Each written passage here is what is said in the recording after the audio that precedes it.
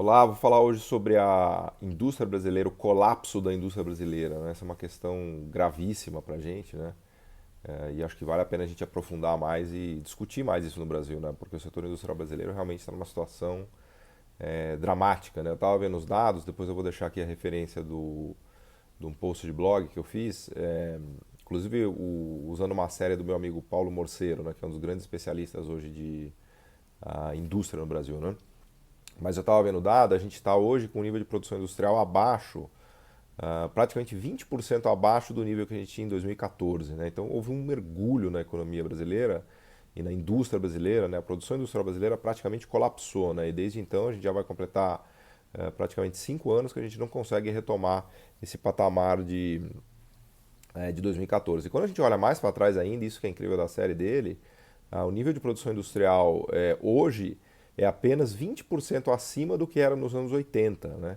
Então olha que loucura, passados 40 anos a indústria brasileira produz em volume 20% a mais do que produzia nos anos 80, né? Então a gente foi para um pico ali, teve uma aceleração, né? Se a gente fizer uma rápida,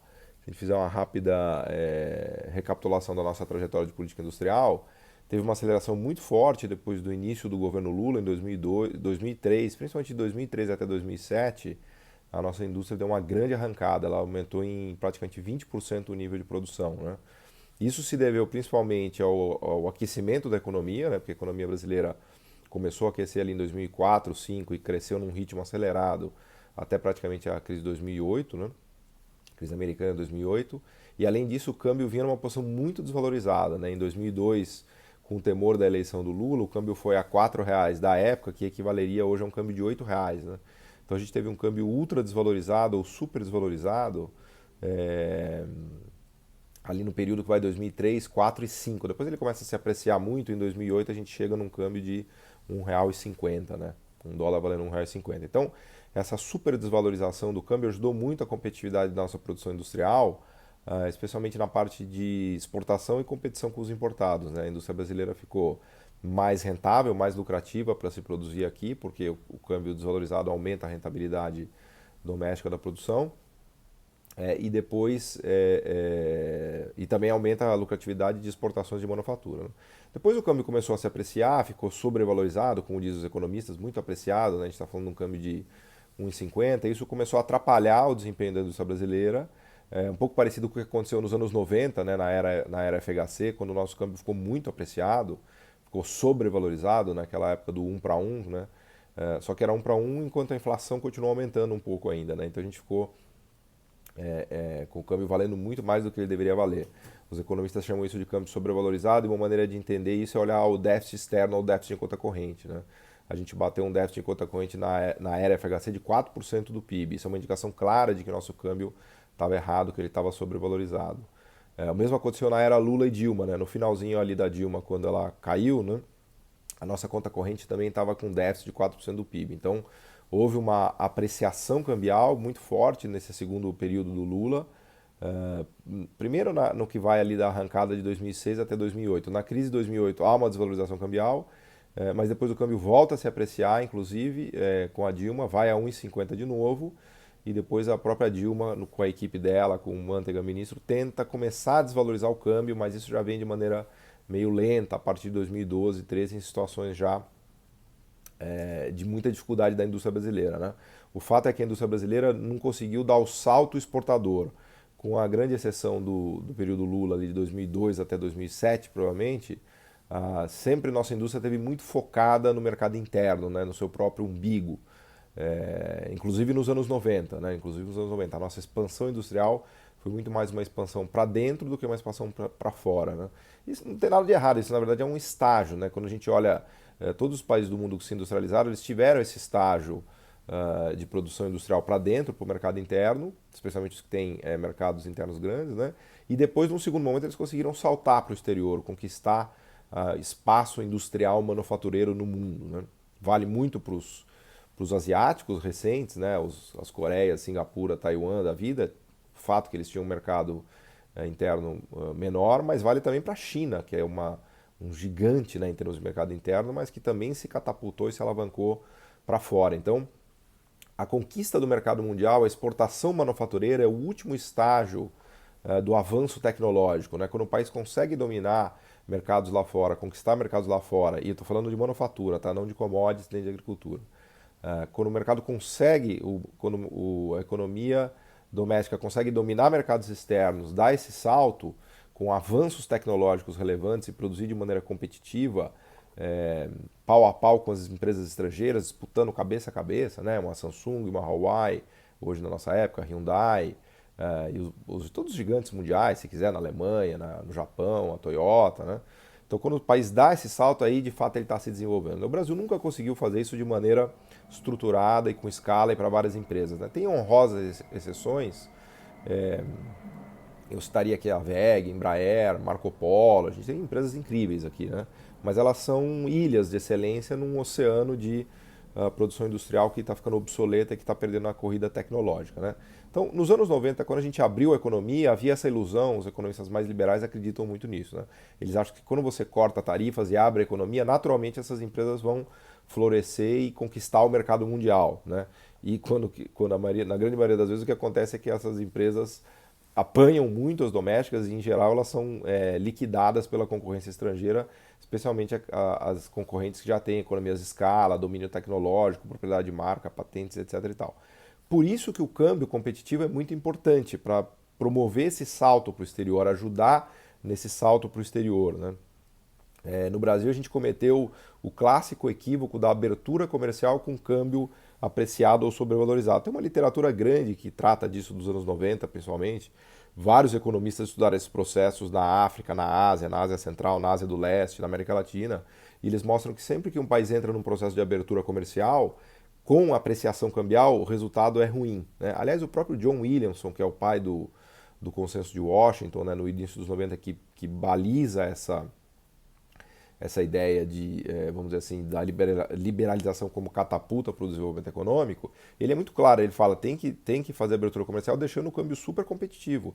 Não pode deixar a moeda sobrevalorizar e se apreciar, e não pode ter doença holandesa e achar que você vai resolver sua vida com commodities e com bens agrícolas.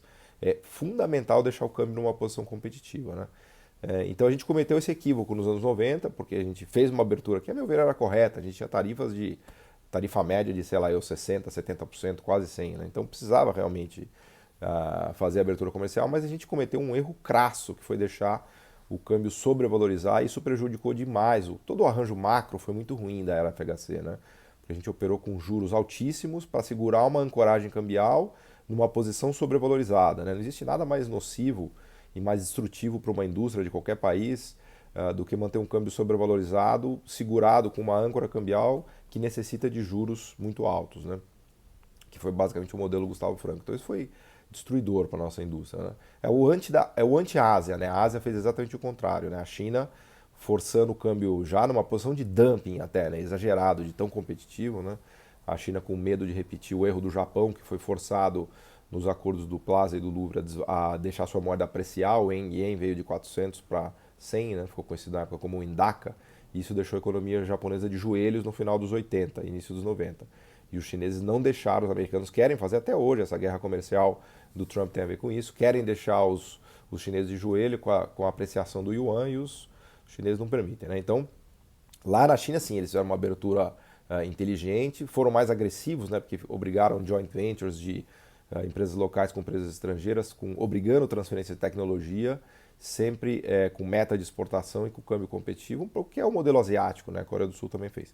Então, no Brasil a gente errou, né, nos anos 90, depois a gente voltou a errar na era Lula e Dilma com a apreciação, com a sobrevalorização cambial, voltamos a construir uma indústria muito focada e muito dependente de mercado interno, e na era Lula e Dilma a gente teve aquele boom de crédito, aquela bolha de crédito, como eu chamo, né, e muitas transferências que foram boas de renda, especialmente na parte para as pessoas com menos oportunidade, mas isso criou um boom de consumo que fez com que nossa indústria de novo ficasse dependente desse boom de consumo, dessa bolha de crédito e de consumo no mercado interno. Só que essa bolha estourou em 2014, 2015. Podemos discutir por que ela estourou. A meu ver, acho que a Dilma exagerou no período 12, 13, 14 nos estímulos, porque ela estava forçando para ver se a economia continuava crescendo. E aí ela fez uma virada 180 em 2015 e deu uma cacetada nessa bolha, dobrou a taxa de juros, fez uma contração fiscal violenta, liberou preços administrados, a gasolina, a eletricidade, tudo de uma vez, né? Como se tivesse uma panela de pressão e ela de repente soltou aquele negócio e explodiu, né? Isso estourou essa bolha de crédito e aí a indústria brasileira implodiu, né? Implodiu porque sumiu a demanda da indústria brasileira, que era muito dependente do mercado interno. Por isso que até hoje a gente está com uma produção industrial 20% abaixo do que era em 2014. Eu estou falando de tudo, de carro, de celular, de computador, sapato, mesa, cadeira, eletrodoméstico, né? E hoje a gente está numa posição com um câmbio bem mais competitivo, com um câmbio bastante desvalorizado, um câmbio de R$ 4. Não é aquele R$ 8 do Lula, mas certamente é mais desvalorizado do que foi a média do período Lula-Dilma. Só que a indústria não reage, né? E as pessoas perguntam, mas e aí, galera, vocês que defendiam o câmbio mais competitivo e tal, por que a indústria não reage? E ela não reage justamente porque ela implodiu, né? Existe a demanda para os produtos industriais brasileiros sumiram, né? Porque a gente está numa situação de consumo muito contraída, né? A nossa indústria estava toda especializada no mercado interno, esse mercado interno praticamente desapareceu porque ele colapsou, né? A demanda interna colapsou e o câmbio desvalorizado deveria ajudar um pouco com demanda externa, mas a nossa indústria está completamente desintegrada da economia mundial. A gente não conseguiu construir esses laços. Vou dar um exemplo, a Hyundai produz numa única fábrica lá em Ulsan 3 milhões de carros, que ela produz na fábrica que já está no porto, que tem um porto dela, põe no navio e manda para o mundo. Só uma fábrica da Hyundai em Ulsan, que é a região industrial parruda da Coreia, produz mais do que o Brasil inteiro, do que todas as montadoras brasileiras que produzem só para o mercado interno e que exportam a quantia ridícula de 60 mil carros por mês. Né? Estamos falando aí de 500 mil carros ano, todo o sistema de montadoras brasileiro. Né? Enquanto que a Hyundai, numa única fábrica, exporta 3 milhões, produz e exporta 3 milhões de veículos. Então, a nossa indústria nunca se conectou, nunca deu esse salto de conexão com o exterior, de criar. De novo, temos honrosas exceções, que são empresas maravilhosas, mas o grosso da nossa indústria nunca deu esse salto de sofisticação produtiva e se conectou com a economia mundial, que eu chamo do salto para você ir a medium tech, high-tech, serviços empresariais, se conectando com a economia mundial. Né? Então a gente ficou muito dependente do mercado interno. Quando implodiu a demanda, a indústria implodiu junto, né? E estamos nessa situação catastrófica hoje de produção industrial 20% abaixo do que era em 2014. Né? Então, e há ainda uma ilusão aqui de que, claro, ainda temos um pouquinho de tarifa, né? Se você olhar nossa tarifa média, acho que está perto de 10%, que é relativo, não é uma tarifa gigante, mas ela é relativamente maior ainda do que a média dos emergentes. Os emergentes devem ter, sei lá, 5 ou 6, a gente deve ter 8 ou 9. E aí também outro argumento, mas pô, ficamos protegendo a indústria com tarifas durante anos e tal, e ela nunca se desenvolveu. E agora ainda temos as tarifas, então tem que tirar essas tarifas, porque daí sim ela vai se desenvolver. Né?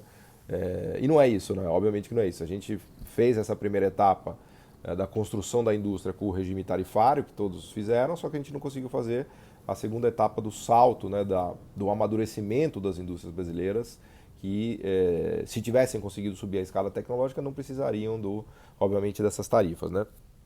Também agora 6, 7, 8 de tarifa não vai adiantar nada, a indústria já está basicamente na UTI. Né? Então a gente está numa situação em que a regressão produtiva industrial foi tão grande que nem o nível de tarifa que está aí, muito menos o câmbio competitivo, vai ajudar a nossa vida agora. A gente precisaria realmente de uma injeção de adrenalina na veia do paciente. Né? O paciente está semi-morto, né? A situação é dramática. Né? Mas obviamente que o contexto no Brasil está longe de propiciar isso, e a gente não tem isso no horizonte. Né? Mas enfim, o que fazer para recuperar a nossa indústria eu vou deixar como tema para discussão em outro vídeo e em outras posts de blog e análise. Obrigado.